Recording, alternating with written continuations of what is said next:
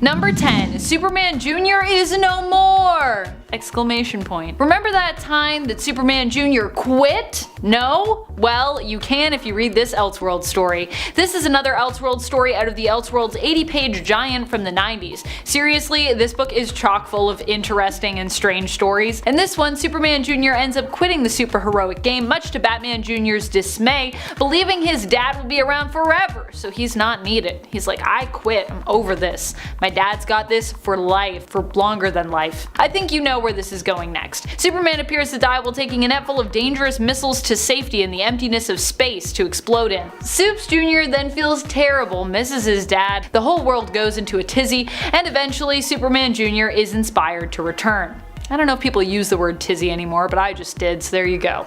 I'm making it a thing again. He helps Batman Jr. save some guys from an earthquake where they end up being trapped under tons of rock and snow. In the end, however, it's revealed that Superman faked his death in order to influence his son to return to his job as a hero, and everyone has a good laugh about it. Ha ha ha ha! Oh, faking your death is such good fun.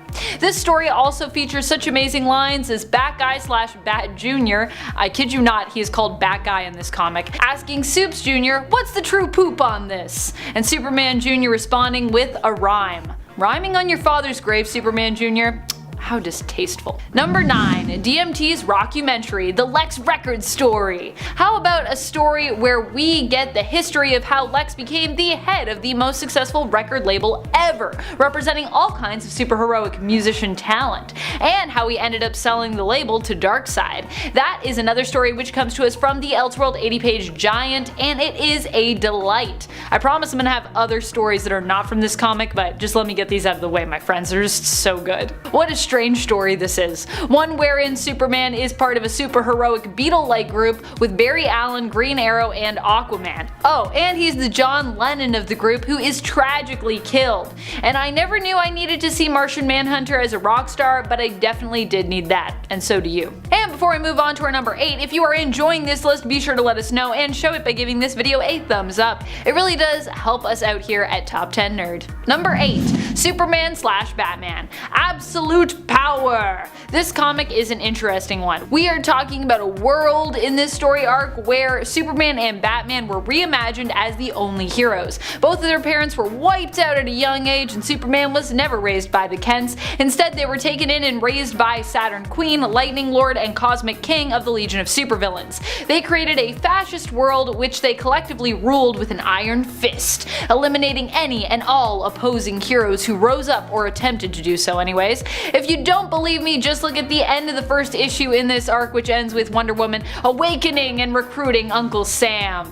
Yep, that's just how this story do. Number 7. Son of Superman. The 1999 Son of Superman tells a story where John Kent works alongside a group called the Supermen to discover the truth behind what really happened to his father, all as he's realizing just who his father really was, which his mom, Lois Lane, kept a secret, and as he's just realizing himself that he has superpowers. He doesn't even initially realize that Clark Kent and Superman were the same person, but initially instead suspects his mother was having an affair with the costumed hero Superman. Oh boy, John. In the end, they discovered that his father is still alive and had been kidnapped and held prisoner all these years by Lex Luthor with help from Martian Manhunter. Ooh, it does not look good on you, Martian Manhunter. It's not very nice.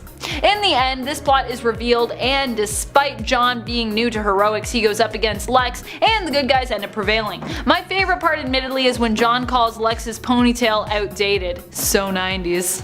Just gotta love that. Also, I just love that Lex has a ponytail in this. I also just love that this story ends with most of the older crew of supes retiring, paving the way for a new era of supers like John himself. For me, Elseworld stories that end like this, I'm like, I wish this could be the way of DC. Just let some of these people retire. Let's get some fresh blood in here. We've got a lot of sons and daughters and such. Number 6. Batman in Darkest Night. All my Tales of the Dark Multiverse fans out there are likely already familiar with this story, if not the original telling of it, then at least the dark retelling of it. You might know the version of Bruce Wayne from Earth -32, but for this multiverse story, we're talking about the version of Bruce that inspired him from the non-dark Earth, just Earth 32, no negatives needed.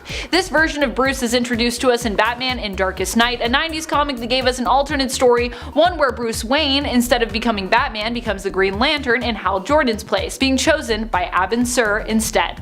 In this reality, Sinestro becomes Green Lantern Bruce Wayne's biggest foe, and the Joker never existed, as Green Lantern prevents the accident which created him at Ace Chemicals. Here, Catwoman is also Star Sapphire, which I honestly just need more artwork in my life of that whole thing. I'm just like, more Catwoman Star Sapphire artwork, please. Give it to me. Moving on to number 5, Thrill Killer. Thrill Killer was a one-shot 3-issue miniseries published in 1997 that took place on an alternate timeline of Earth 37, set in the early 60s. It sees Batgirl and Robin taking on a female Joker. Now, Bruce Wayne works for the Gotham PD, and Barbara Gordon has purchased the Wayne Manor, using it to fight crime with her assistant and lover Dick Grayson. The Joker is known as a gangster named Bianca Steeplechase, who eventually poisons Robin, masquerades as the mayor's wife, and ends up kidnapping and torturing Bruce Wayne. Needless to say, it is a dark period piece, all set at the dawn of the sexual revolution and the beginnings of the Vietnam War, and there's a whole lot of death. And it finds Batgirl doing the one thing that Batman in the main continuity refuses to do. She kills the Joker. She drowns her in Gotham River. Coming in at number 4, The Dark Knight Returns. The Dark Knight Returns is arguably one of the most prolific comic miniseries in DC's history, and is largely responsible for a resurgence in darker, grim takes on the Caped Crusader that often prevails in our depictions of the superhero to this day. Set in a futuristic dystopian Gotham where technology runs rampant, a 55-year-old Bruce Wayne comes out of retirement as Batman to take on a new flood of crime in Gotham City. But he isn't met without opposition. The Gotham PD aren't big fans, nor are a new hyper-violent street gang called the Mutants. When the US government begins to see Batman's return as a major threat, Superman is deployed to take him on, culminating in one of the most memorable battles between the two iconic heroes. Penned by Frank Miller, it's a much more bleak take on the Caped Crusader, featuring him as a hardened, cynical vigilante still suffering from a traumatic past that haunts him every move he makes. Up next in our number 3 spot, Gotham by Gaslight. One of the most beloved Elseworlds stories to date, Gotham by Gaslight is set in the 19th century, following Bruce Wayne's beginnings as the Caped Crusader just as Jack the Ripper has shown up in Gotham City. You can see where this is going. Criminal activity is on the rise in Gotham, and Bruce finds himself framed by Jack the Ripper for a series of murders after a bloody knife is found in his bed. After escaping from prison, Bruce ends up discovering the identity of the famous serial killer, a man who had worked with his father Thomas Wayne and went insane after his mother Martha Wayne had rejected his advances, and thus murdered both of them. A sequel was produced as well, Batman Master of the Future, which took place in 1892, a handful of years after Gotham by Gaslight, but it failed to get the same rave reviews as its predecessor. Needless to say, there's murder and it's dark. In at number 2, Amazonia. From 1997, Wonder Woman Amazonia is a one-shot that takes place between 1888 and 1928 on Earth 19. When a mysterious explosion kills Queen Victoria and all of her immediate family members, a mysterious individual named Jack Planters claims to be a distant heir to the throne and becomes King Jack, a tyrant who actually murdered the royal family in order to come into power. It's implied that this is Jack the Ripper, who had also murdered 4 Whitechapel prostitutes for practice prior to knocking off the royals. So where does Wonder Woman fit into this narrative? Diana, while this is happening, is abducted off of Paradise Island by Steve Trevor, who, on this Earth, is rather wicked. He forces her to marry him, and by 1928 Diana has become a star in London theatre. But in response to the militaristic society King Jack has created, she organizes a resistance. Under his rule, the British Empire is incredibly misogynistic, has suspended all women's rights, and has declared an unjust war against France. So Diana steps up and ends up working with Jack's son, Prince Charles, to take the tyrant down. And last but not least, in our number 1 spot, Kingdom Come. Written by Alex Ross and Mark Waid in 1996, Kingdom Come is one of the most nerve-wracking alternate realities to exist within the DC multiverse. It is a deconstructionist tale that explores the toxic dynamic between traditional, out-of-touch superheroes and a new generation of vigilantes who are largely amoral and irresponsible, and not above committing murder and other heinous acts to stop criminals. Batman, of course, finds himself in the middle of these two groups, trying to de-escalate the tension in hopes of preventing a metahuman war. war. The Justice League has stepped down, and a new team of heroes led by a character named Magog have put the Earth in peril. During an attack on Parasite, thanks to their reckless planning, millions of Americans are irradiated and killed, and a large portion of the America's food population is wiped out entirely, putting the nation in precarious circumstances. And it only goes downhill from there. So definitely read that one, no spoilers. Kicking off the list at number 10, we have Batman Gotham by Gaslight. A Tale of the Batman, written by Brian Augustin and brought to life by Mike Mignola. Comes a tale from the Victorian era where Batman is hunting down Jack the Ripper. Your evening attire, sir. That was not the suit. I need Alfred. So it's 1889, and while these murders of women are happening all over the place, the general public whispers in the wind that it may be Batman who is committing these crimes. Okay, so we got historic serial murderers, we got old-timey gangs, Bruce gets framed, the candlelit mystery is afoot. I loved this one shot, honestly. It's really hard to put down as soon as you start. If you have time, at least watch the animated film because you owe it to yourself. A lot of candlelit, which way did you go? It's good, it's right up your alley, you'll love it. And before we go on to number 9, guys, if you could go ahead and toss this video a thumbs up, or else we'll be using candles to light this place up, just like Gotham by Gaslight. And we can't have that. You guys are literally the best. Thank you for your support. Number 9, The Doom That Came to Gotham. So written by the lovely Mike Mignola and Hellboy creator Richard Pace, comes a tale taking place in 1928. All these old tales, I love it. So we have Bruce Wayne after he peaced out after the death of his parents. So now, 20 years later, he's returned, and he has to get pretty dark to take out the Lovecraftian horror known as the Lurker on the Threshold. This is a 3-issue miniseries, and it's a dark, weird, fast-paced adventure. I mean, we have demons that come into the plot, like demons, so you should know what you're getting into, especially if you're a fan of Mignola's other work, Gotham by Gaslight, which I mentioned 1 second ago. Number 8, Batman I Joker. This one is a trip. Okay, so we have the Bruce, and he was dumped into a vat of chemicals way back when, and now we see the Bat as the crazy antagonist, which already is super fun. Everybody's all like, all hail the Bruce, hail the God King of Gotham. And he's quite messed up. Yeah, he's like calling out other Gotham citizens, challenging them to kill his enemies before he gets to them himself. It's wild, it's like Mad Max, crazy. And if this isn't wacky enough for you, he wants everybody to challenge him. He wants them to earn the chance to become a god by defeating him in combat. That plus some resurrected villains, it really gets the Hunger Game vibes going. So if you're into some death sport like reading, this is an ideal one-shot. Bob Hall created a quite fun story here. I swear to God. Swear to me! And number 7, Batman Teenage Mutant Ninja Turtles. Knights in a Half Shell. Yes, just saying that out loud, I'm like, ooh, let's do it. This comic is so fun. It's written by James Tynion IV. Right off the bat, we see a pizza delivery guy as he drops off the za. And then of course there's a note that says, leave it on the street, and then we see turtle hands creep up out of the sewer. Yep, they come across the Batmobile, and then shortly after, they come across Batman himself. It's a pretty serious take as well. I mean, I know it looks fun because you're like, Ninja Turtles, Batman, sick. Which some fans didn't like how serious it was, but others rejoiced that they could dig their teeth into something after watching the Batman vs. Teenage Mutant Ninja Turtles animated movie. It's a pretty slow start, but once it gets cooking, it's a hell of a lot of fun. The Turtles were transported to Gotham thanks to Krang, alongside their master, Splinter, and of course, archenemy, Shredder. They set up camp in the sewers, of course, but our own Killer Croc stumbles upon them, and then so begins this cat and mouse game with Batman and the Turtles. So Batman finds one of Raphael's sai during a fight, and then Lucius Fox confirms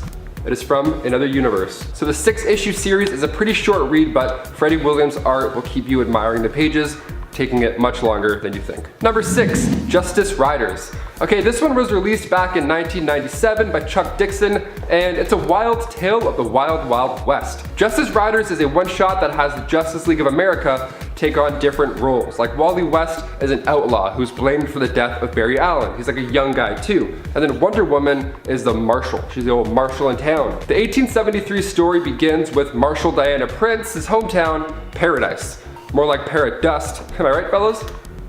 And it's destroyed by an alcoholic sorcerer named Felix Faust.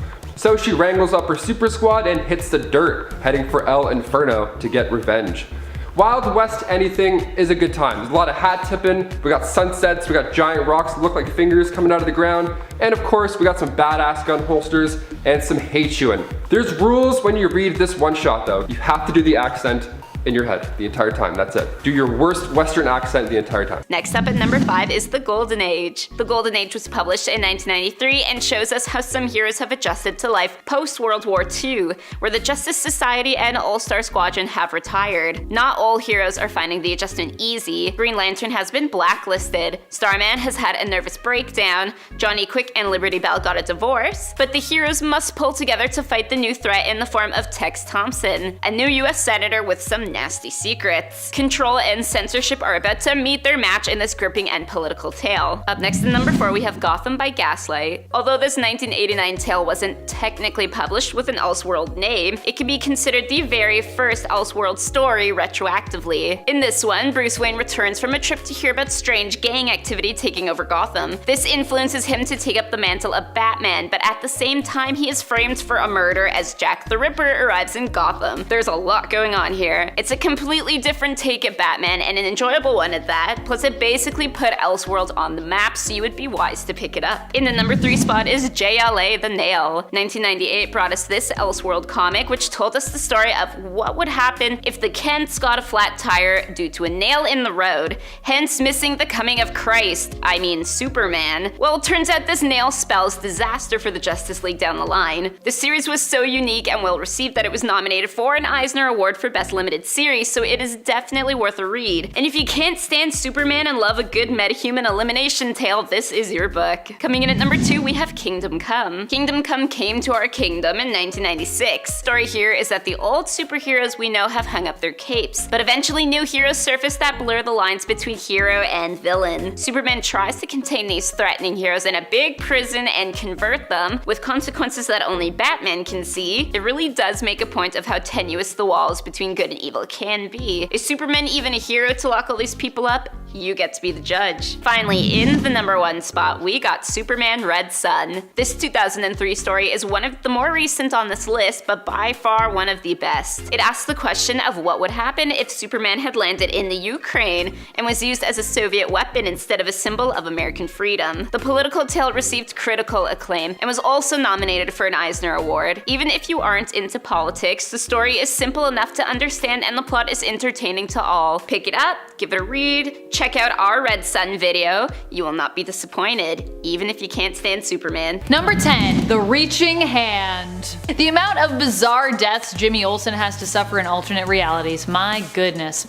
In this story featured in the Elseworlds 80-page giant from 1999, we see Bruce Wayne acting as a Lovecraftian detective aiming to unravel the mystery that is the alleged murder of Elongated Man. In reality, something far more dark and sinister has taken hold of the hero and is using him as its vessel to spread darkness throughout the city and take hold of other innocent souls. It reminds me a bit of the bizarre and campy 90s film Cast a Deadly Spell. Like most Lovecraft-inspired horror stories, this one ends with a foreboding cliffhanger.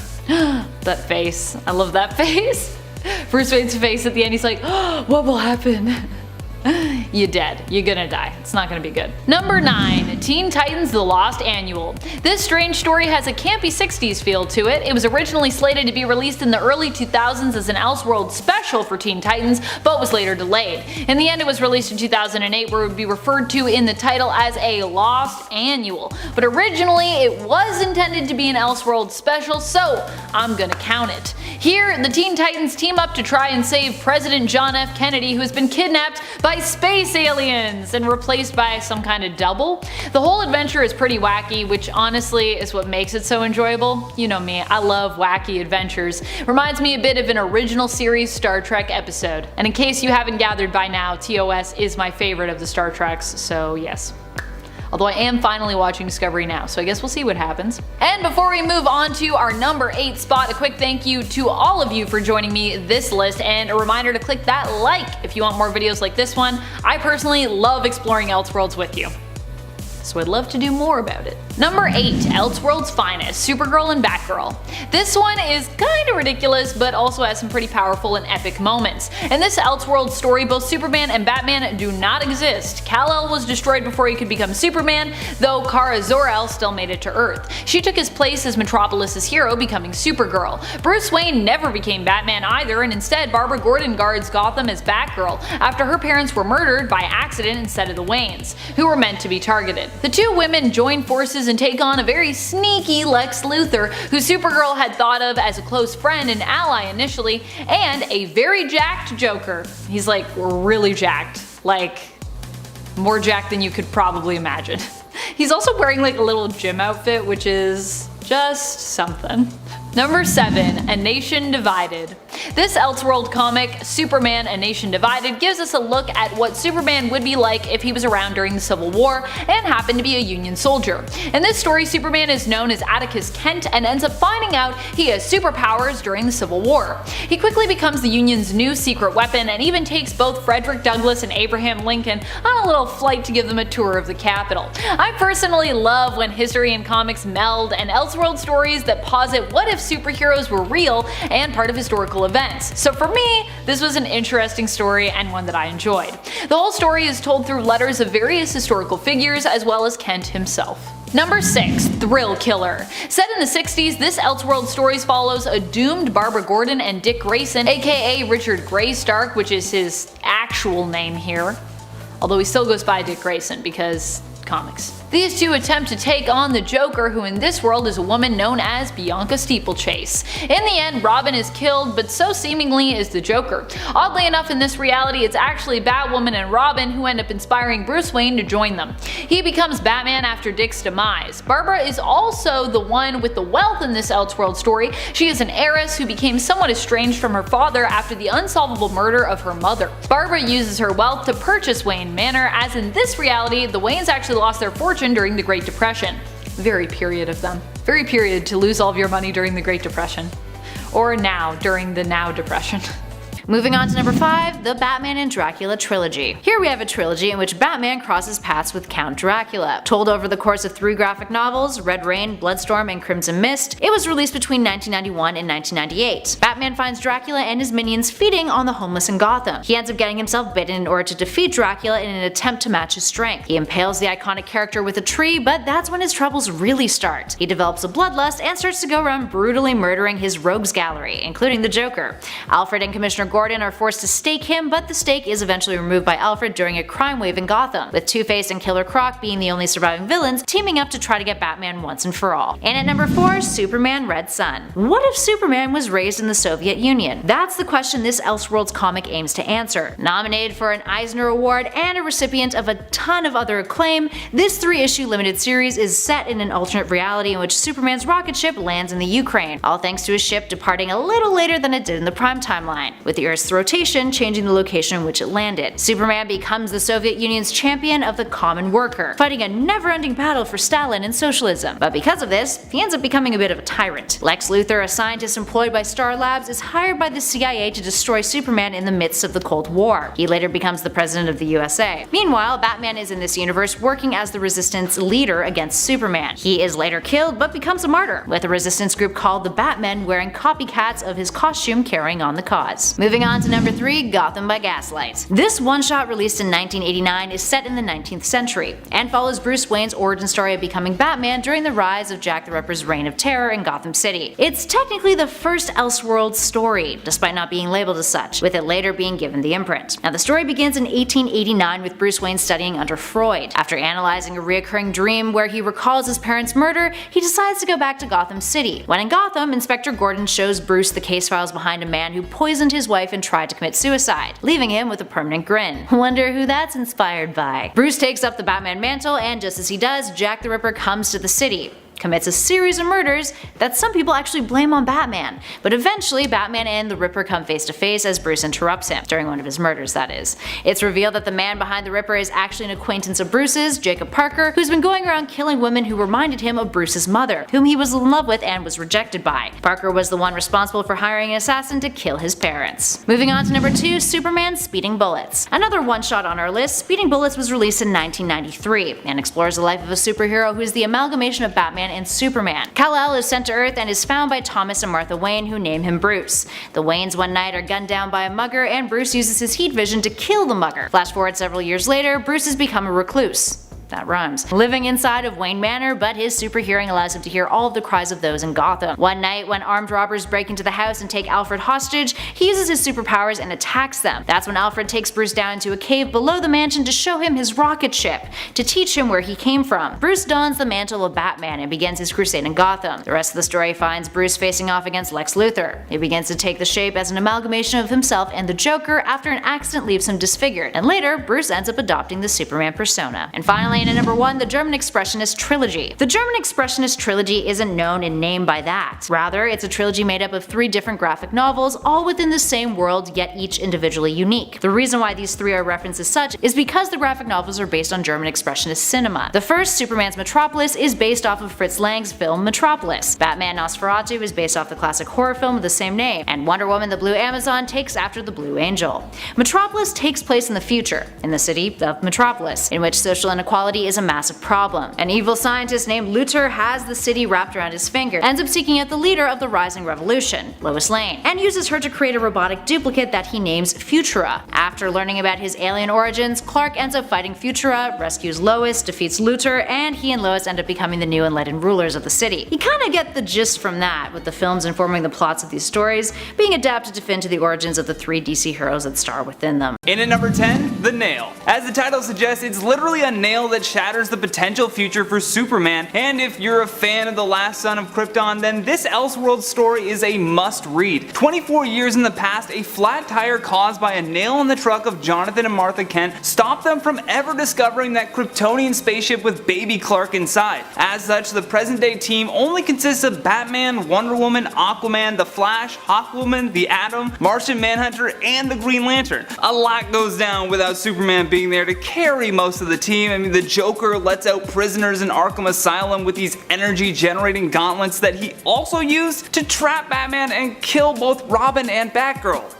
Wonder Woman becomes not so wonderful when she's framed for destroying the White House, which leads to rioting, and this outbreak and disorder and chaos ultimately leads to Lex Luthor controlling the United States and using flying robots to enforce his laws. So if you're a fan of the Justice League, you should definitely read this one because it's a whole new thing without Superman. The whole team dynamic changes to the point where Green Lantern is the strongest hero. Moving on to number 9, we've got Speeding Bullet. This DC Elseworlds story explores the idea of what the DC world would look like if Superman never landed in Kansas, but rather landed in Gotham. So as such, he would be plucked up and raised by Thomas and Martha Wayne instead of John and Martha Kent. I know, 2 Marthas, but hey, if you can put that aside for a moment to embrace this bulletproof Batman, then you'll realize how cool the story is. However, even with this new Bruce Wayne Kal-El hybrid, the Bat's parents are still fatally killed. Unfortunately, that's usually their fate in these storylines. Although it's what also leads to this universe's Bruce Wayne to discover his supernatural abilities and decides to use them to fight crime as the Batman. He's so shocked by his parents being killed that he actually blasts the criminal with his laser eyes, which is just so satisfying. So if you've ever said to yourself, man, how cool would it be if Batman had superpowers? Well, you're in luck, my friend, because Speeding Bullets is all that and more. In at number 8, Red Rain. The story of Dracula has been used many times in the past by both Marvel and DC Comics, but Red Rain took things to a whole new level of creepy vampire stories. In this Batman Elseworlds tale, we see the Dark Knight defending Gotham from the Lord of the Vampires.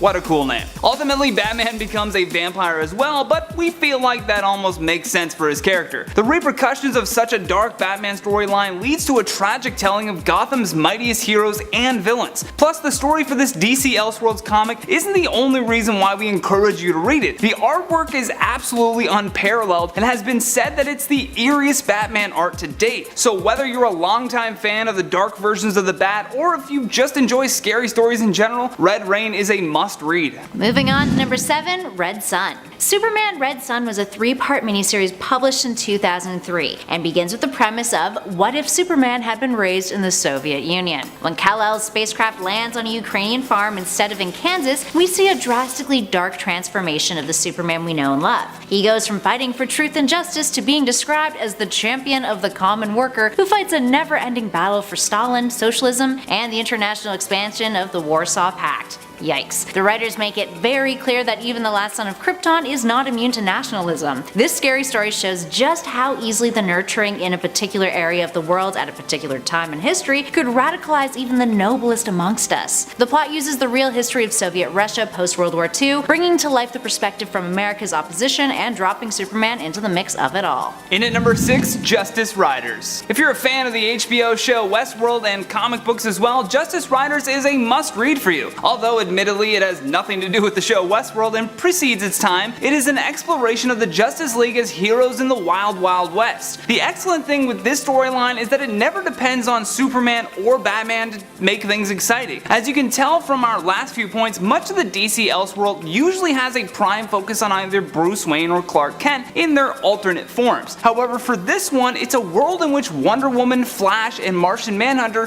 trade in their outfits for a more cowboy-style appearance. Never has Wonder Woman's lasso made more sense than in this storyline. It's truly a breath of fresh air if you're growing tired of all the Batman and Superman-based stories. Coming in at number 5 is Gotham by Gaslight. Gotham by Gaslight, like most Elseworld stories, is just super freaking cool. It's such an obvious, brilliant concept. You take Batman, the greatest detective ever, and you plop him in the Victorian era and have him take on one of the most compelling unsolved serial killer cases in history, Jack the Ripper. But then, they go and make it even cooler by having Jack move to this really awesome Victorian Gotham City, and they give Batman and the Ripper a personal connection. The story even sees Bruce accused of being the killer himself, which adds yet another layer on top of everything else. Also, we have to talk about the incredibly cool art style in the comic, which came from Mike Mignola, who created Hellboy, and it just works perfectly in this Victorian setting. It's actually just a big old treat to read. Gotham by Gaslight was one of DC's most successful Elseworld stories, and it even got a 2018 animated adaptation, but it has a completely different ending. Both versions are really cool and really entertaining, so just pick one. Number 4, Superman Red Sun. Probably one of the most beloved Superman stories ever. This story asks the question of what would happen if Kal-El had landed not in Kansas, but in the Soviet Union. Superman grows under the ideals of communism and is used by the Soviets as their weapon, helping bring almost the whole world into a super Soviet Union. It sees other heroic characters like Wonder Woman and Batman in this completely different world and really plays with the idea of freedom over security. It paints this Superman in a much darker light, as he will go to incredibly surprising lengths to achieve his goal of Soviet domination. He goes up against a Lex Luthor who becomes president of the United States, has Brainiac as a supercomputer assistant who eventually turns on him, and the end of the whole story? It's a truly mind-boggling experience to say the least. Also, just like Gotham by Gaslight, in 2020 we got an animated version of this story as well, and it's incredible. Oh, and fun fact, Superman Red Sun is real-life Superman Henry Cavill's favorite Superman story, which is really interesting. Like, could you imagine a Henry Cavill Superman Red Sun live action movie? Number 3,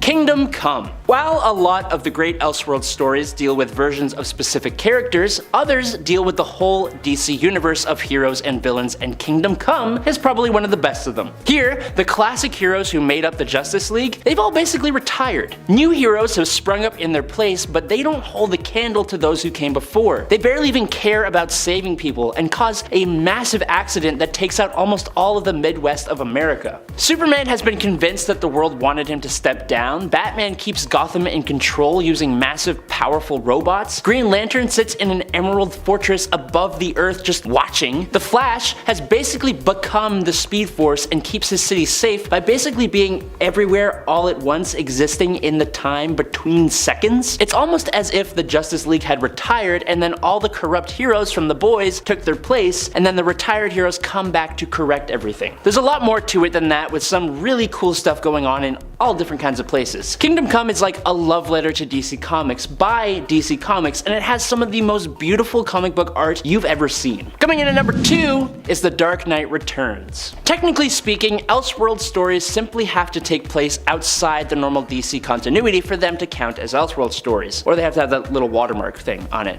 But I'm changing the rules here. Which means that Frank Miller's globally appraised The Dark Knight Returns is an Elseworlds story, and that makes it one of the best ones. Set in the 80s, it actually tells the tale of an old, grizzled, militaristic Batman who comes out of retirement in the face of an American government that has become more and more dictatorial. He takes on a new Robin, he faces off against an old sadistic Joker, and Bats beats the absolute snot out of Superman in one of the most famous comic book fights ever. The unique style of the comic also just adds another layer to this work of art. Sure, the books that followed were kind of horrible in my opinion in comparison and extremely odd, but the one that came first has a special place in so many people's hearts, and for good reason. And finally, in at number 1, The New Frontier. Most Elseworlds stories give us a world with some radical difference, usually that leaves the world worse for wear. Usually the horror of those worlds gives justifications for why heroes must become stronger, go to greater lengths, or show the fullest extent of their might in ways impossible when restricted by the regular DC canon.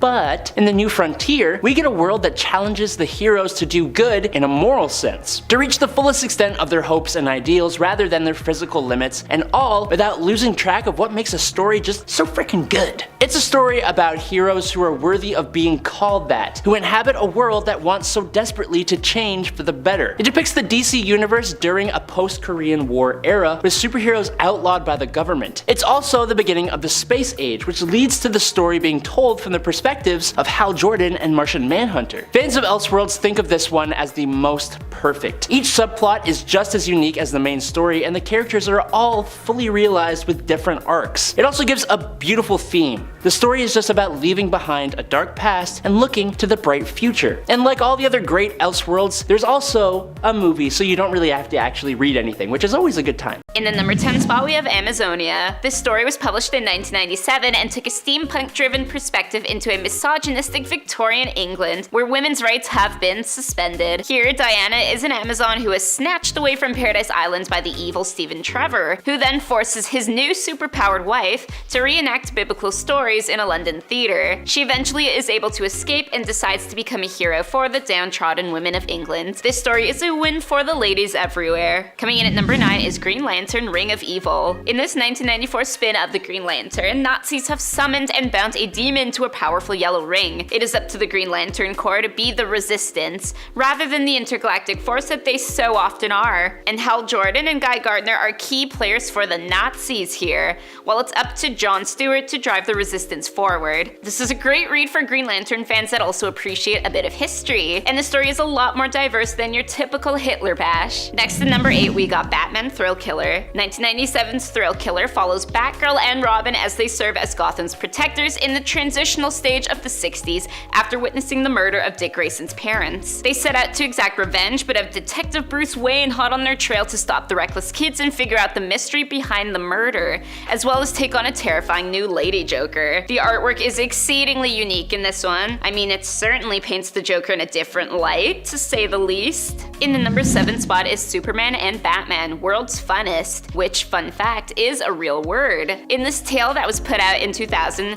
Mr. Mxyzptlk and Batmite are arguing over which hero is the greatest of all time, Supes or the Bat. They of course accidentally kill the heroes, and then they pursue each other through many alternate dimensions, destroying them as they pass through. Hey, nobody said Elseworlds had to be serious, and in this case of a kooky, quirky storyline that is perhaps the weirdest thing Elseworlds has done, it's anything but. They weren't lying about the funnest part. Coming in at number 6, we got Justice Riders. Justice Riders of 1997 takes a Wild West approach to the Justice League. When U.S. Marshal Diana Prince's hometown of Paradise is destroyed, she rallies a team that includes some familiar faces with Western twists to get her revenge. Some members include Wally West, the gunslinging outlaw, and Ted Kord, an inventor donning a pair of antennae. So they switch out some of the superpowers for gunfights instead, but they are well done enough in gritty artwork that you do not miss the special effects. Number 5, JSA Liberty File. Okay, we got some Wild West hootin' and hollerin', but what about some World War II drama? So JSL Liberty File was written by Tony Harris and Dan Jolly and sees the interception of a parcel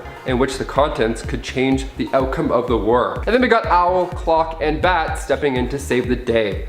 So Jack the Grin, known as the albino smuggler, which is what my friends called me when I would steal their supplies for school, he intercepts a communicate and then hides it, and then starts making bids on it.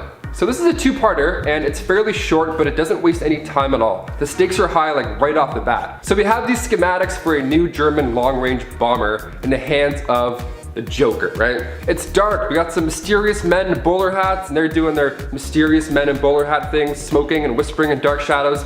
You already know what you're in for, it's a great time. Number 4, Batman Gotham Noir. Coming from the minds of Ed Brubaker and drawn to life by Sean Phillips comes a pulp comic thriller.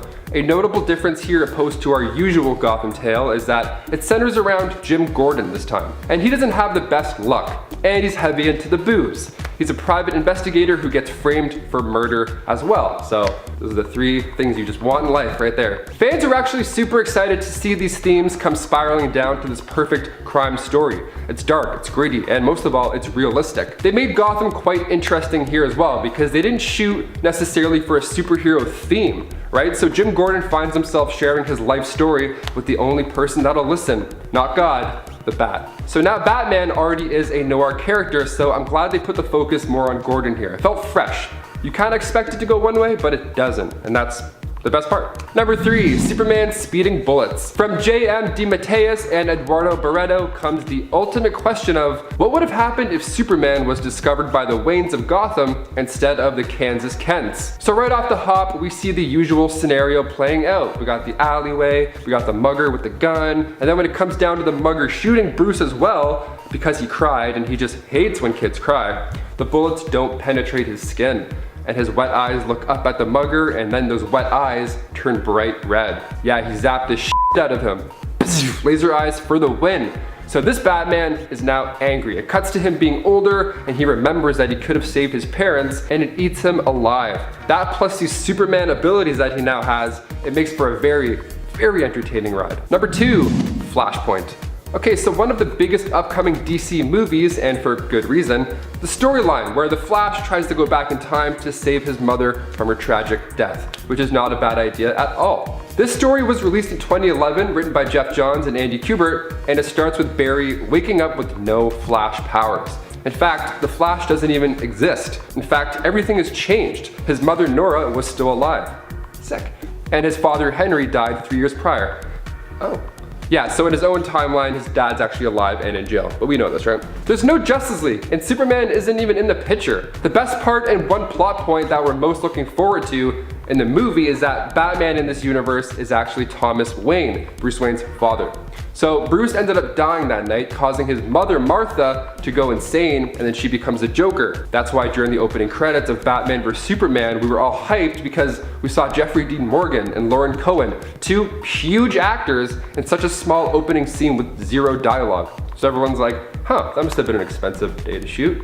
Yeah, it was. They had bigger plans for them down the future, and now with recent news of Michael Keaton set to return in the Flashpoint movie, Jeffrey Dean Morgan took to the internet and said, Michael Keaton swooped in and took my gig. Now, I think that's super cool. Ever since Zack Snyder walked away, my whole kind of bit in that world has walked away with him.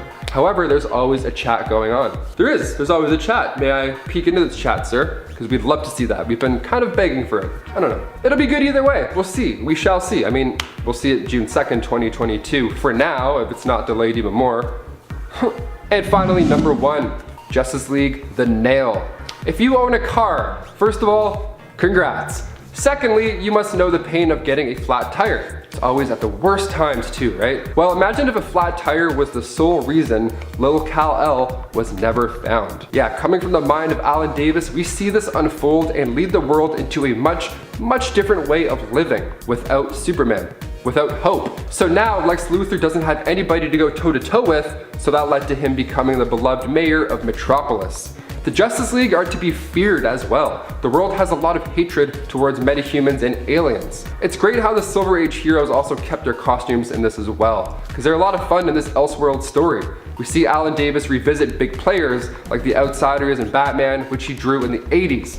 So I definitely recommend adding it to the list, and that's why I put it on number 1 of our list. And in number 10, Batman Holy Terror. A one-shot published in 1991, Batman Holy Terror was the first graphic novel to ever bear the Elseworlds logo. It takes place in an alternate timeline where the US is a Commonwealth nation ruled by a corrupt theocratic government. In it, Bruce Wayne, 22 years after the death of his parents, plans on joining the clergy, until James Gordon informs him of the truth behind his parents' death. It wasn't a random mugging, but rather a state-planned execution. It's revealed that the government brainwashes and tortures people, especially those who are anti-government radicals. Thomas Wayne was one of those radicals, a physician who attempted to treat those who had undergone experiments, aversion therapy, had been impregnated due to experiments, you name it. Bruce decides to start a crusade, hunting down the people responsible for his parents' assassinations. He becomes a priest, dons a costume that his father once wore in a play, and ends up discovering that the highest court of government, the Star Chamber, are the ones to blame. They have testing facilities in which characters like Barry Allen are forced into experiments that tamper with splicing their genes. He also stumbles upon the corpse of Superman, known as Project Green Man, an alien child that was found in Kansas who was raised and studied by the state. The older he got, the more difficult it was for the government to control him,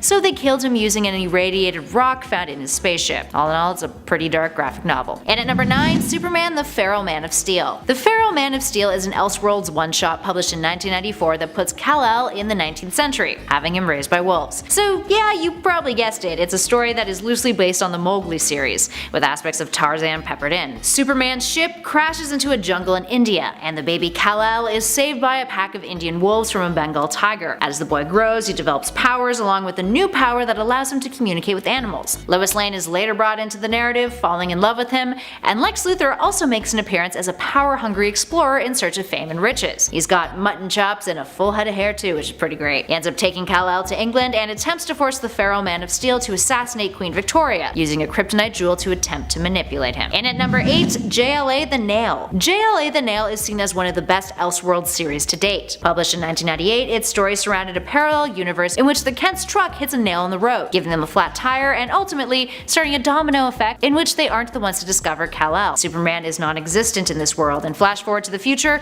the Justice League still does exist, but sans the Man of Steel. But because of the lack of his presence, there's a whole lot of other difficult factors in play for our remaining heroes. Perry White and Metropolis Mayor Lex Luthor conduct an anti-metahuman propaganda campaign. Hawkman dies after a battle with a Mazo. Green Arrow becomes a paraplegic with a bitter taste towards the JLA. Metahumans begin to get captured and eliminated one by one, starting with villains but eventually moving on to the Doom Patrol and the Outsiders. The Joker liberates Arkham Asylum, kills Robin and Batgirl, and then traps Batman. Catwoman manages to save him, but in the process, the Joker commits suicide, which looks like a murder, ultimately tarnishing the JLA's reputation. Things only accelerate from there, so you should definitely check out The Nail. Moving on to another famous Elseworlds title, in at 7, Kingdom Come. Created by Mark Waid and Alex Ross, this 1996 4-issue miniseries is a deconstructionist tale set in an alternate future in which the world of superheroes has been divided into two types: visibly out-of-touch heroes and a growing population of reckless, irresponsible, and amoral vigilantes, many of which are the offspring of the traditional superheroes. Batman is stuck in the middle, desperately trying to damage control the escalating situation. It's a story that has been considered Ross's grand opus about the characters of DC and has been compared to the likes of Watchmen and Alan Moore's Twilight of the Superheroes, the writer's infamous lost work. The traditional superheroes of the Justice League end up abandoning their positions and duties when a new superhero by the name of Magog rises up, who kills the Joker while the villain is on his way to a trial for the mass murders of the staff at the Daily Planet. After Magog ends up accidentally killing millions in the American Midwest and destroying a huge amount of the country's food produce resources,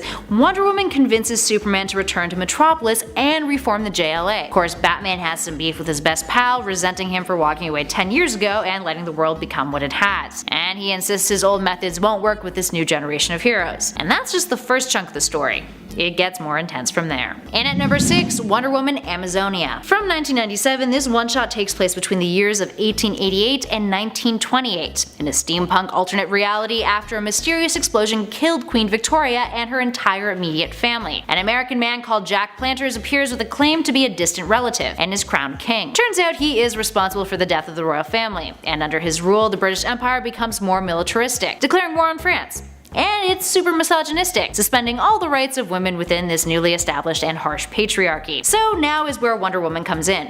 Steve Trevor, a villain in this reality, comes to Paradise Island and kidnaps Diana, forcing her to marry him. She ends up becoming a theater star in London, but eventually takes on the Wonder Woman persona, organizing a resistance against King Jack. Number 5, Red Rain.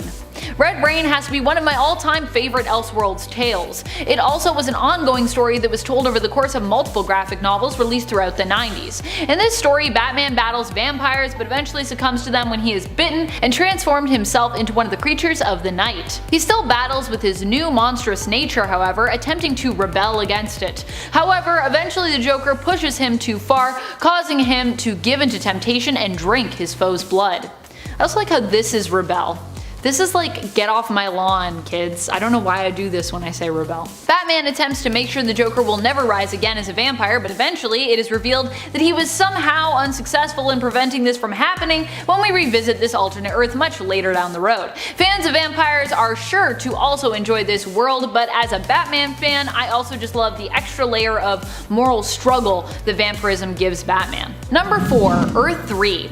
Earth 3 is home to the Crime Syndicate, an alternate reality where instead of the Justice League members being heroes, they're villains, and instead of the Justice League, we have the Crime Syndicate. In the place of Wonder Woman on the team, we have Superwoman, an evil version of Lois Lane armed with her lasso of submission. Although I always like to think of it as a whip of submission, but that's not. That's something else. You guys can cut that. That might be too kinky. I don't know. I don't know if it's too kinky. You tell me. Internet, you tell me. The heroes of this alternate Earth favor strength above all, and as such only seek to dominate and rule those who they consider to be weaker than them. The Crime Syndicate themselves are composed of members Deathstorm, Owlman, Superwoman, and Ultraman currently, but evil versions of Aquaman, known on this alternate Earth as Sea King, and the Flash, known here as Johnny Quick, were also part of the team at a time. I miss Johnny Quick. R.I.P. Johnny Quick. You dead. Number 3. Elseworlds' Finest. I mostly love this story for the art, to be honest. Elseworlds' Finest is quite different from the previous story we had with no Superman or Batman, with Supergirl and Batgirl respectively taking their place. This title of this story and two-part limited series was initially based on the old comic series World's Finest, which featured the two heroes of Superman and Batman teaming up on the regular. Basically, it's their long-lasting BFF comic. In Elseworlds' Finest, we see the heroes team up to go on an Indiana Jones style adventure, with Bruce rocking some pretty sweet supernatural and mystical armor. The two must work together to face an evil Russian Lex and defeat the villainous Ra's al Ghul in order to save the world and free Lana Lang's father. Number 2. Red Sun. One of the most intriguing Elseworlds when it comes to Superman, and in my opinion Lex Luthor, for any Lex fans out there, is Red Sun.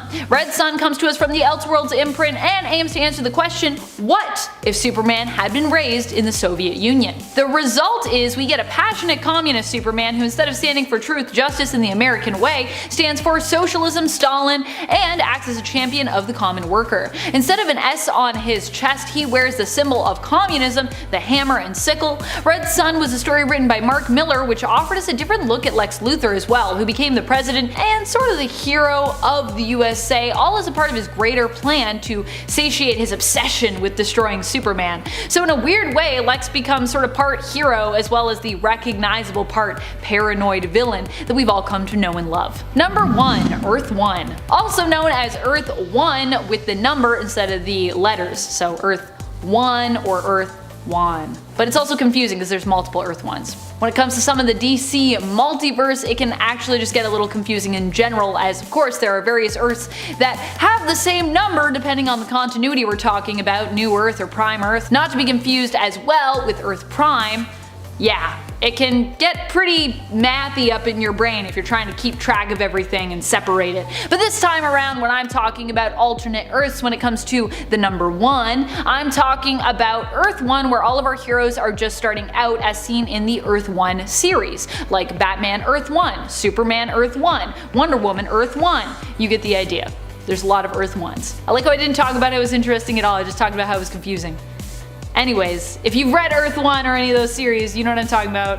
It's awesome. Enough said, apparently. And at number 10, Batman Dracula. Some of the coolest stories involve Batman, and I mean, let's be honest, Batman himself is one of the coolest heroes. He's also the most human, literally just being a regular human who fights among gods and aliens against some of the biggest threats to humanity, including vampires. And when he goes up against the baddest and biggest vampire, Dracula himself, Batman becomes more than a man. He becomes the most justice-driven, terrifying vampire you've ever seen, and it is dope. When Dracula comes to Gotham, a good vampire grants Batman the vampiric gift in order to take on Dracula himself, and the idea was so awesome that it became a whole trilogy, starting with Red Rain, then Bloodstorm, and ending in Crimson Mist, all of which put the most obvious hero to become a vampire in one of the best Victorian horror styles and with the most terrifying looks I have ever seen for the Dark Knight. Batman Dracula is truly one of the best versions of Batman ever, and 'tis all thanks to Elseworlds. Number 9. Justice Riders. You know what sells? Cowboys, baby. Taking your characters and plopping them in a western setting is always a guaranteed money-making tactic. Sure, it's been done a million times, but in 1997, DC released Justice Riders, or in other words, a western Justice League composed of hootin' and hollerin' versions of Wonder Woman, Hawkman, Kid Flash, Martian Manhunter, Booster Gold, and Blue Beetle, which is just the weirdest arrangement for a Justice League ever, but it's so cool. It's just wild. Obviously, to make the setting work, all the abilities of these heroes are turned way down, but in place of that, we got a quick drawing Martian Manhunter in a poncho and a big old hat, and Blue Beetle as a wacky scientist. It's super cool. With all the style you might expect, the story is just as wild as the Wild West it takes place in. It follows Sheriff Diana Prince as she puts together this team of heroes to take on Maxwell Lord, who left her town as a smoking stack of ruins. It's just a fun time and absolutely deserves a read from you. Number 8. Green Lantern Earth 1. This Green Lantern focused story is one that I actually really like. It brushes over a lot of things very easily, but it made me care about the Green Lanterns, and that's something I didn't think was gonna happen. I don't really care about them normally, but in this one I do. It almost feels like a dark sci-fi take on Hal Jordan and the Green Lanterns. Essentially, in this story, Hal Jordan is on the moon with a crew of workers who mine for metal when he comes across a crashed alien ship containing the Green Lantern ring, a Green Lantern battery, the corpse of Abin Sur, and a robot called a Manhunter. Hal claimed the ring, just taking it off the alien corpse, and used it to fight the Manhunter that sprung on him. What had happened is that the Manhunter robots were created by the Guardians of the Universe to take out the Green Lanterns as the Lanterns had grown uncontrollable, and they were pretty successful, but also grew out of control, putting the galaxy in peril and leaving the Green Lantern Corps broken and spread extremely thin. Hal meets up with an equally inexperienced Kilowag, and they go across the universe trying to rally together any Green Lanterns they can. The best way I saw it described was as if Christopher Nolan and Ridley Scott teamed up and made a Green Lantern story. It feels like that, and it's just such a cool and fresh story. You should definitely check it out. Hey you nerds! I hope you're enjoying this video, but if you are, make sure you hit the like button so that we know that this is what you want to see and we can make more of it. Cool? Okay, cool. Moving on. Number 7. Justice League The Nail. This one is rather odd. It's kind of a Superman story, but without Superman. The premise is that the day that Kal-El crashed on Earth, the Kents drove over a nail and it gave them a flat tire, resulting in Superman just never becoming a thing. And it's all based off a little poem. The poem goes like this: For want of a nail, the shoe was lost. For want of a shoe, the horse was lost. For want of a horse, the rider was lost. For want of a rider, the message was lost. For want of a message, the battle was lost. And for want of a battle, the kingdom was lost. And all for the want of a nail.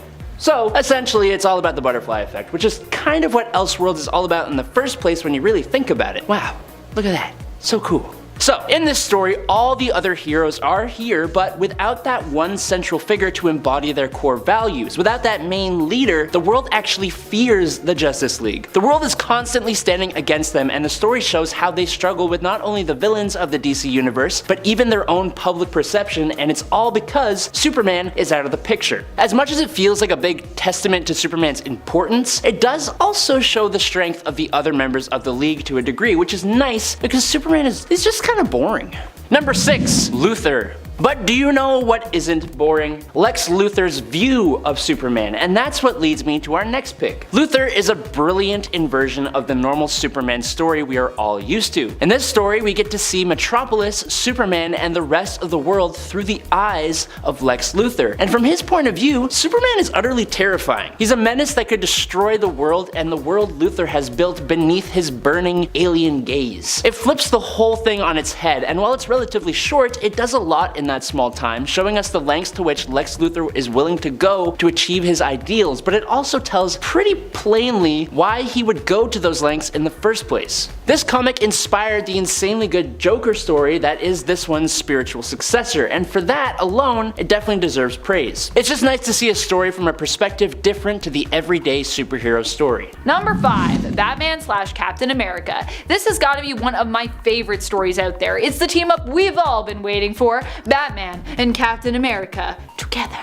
I actually love when these two team up. Here we see them taking on each other's main nemesis, featuring Cap's Red Skull and Bat's Joker. There is also a bit of a sidekick swap where Cap partners with Robin and Batman partners with Bucky, and in the end, of course, even Joker admits that Red Skull is so evil, even he is not interested in working with him. He may be a criminal lunatic, but he is an American criminal lunatic. When it comes to German World War II soldiers, even Joker isn't interested in crossing that line. And in the end, he and Red Skull end up squaring off themselves and fighting one another as well, after Joker finds out Red Skull's true allegiance. I just love the Joker's like, I might be crazy, but like, this is too crazy for me. Not about that. Number 4, Batman / Houdini, The Devil's Workshop. For all my Gotham by Gaslight fans out there, here's another stylistically appealing Elseworlds story for you. This one evokes the feel of watercolors and also has some really pretty letters. It's really pretty to look at and features Batman teaming up with Houdini to fight vampires. What more could you want, I ask you?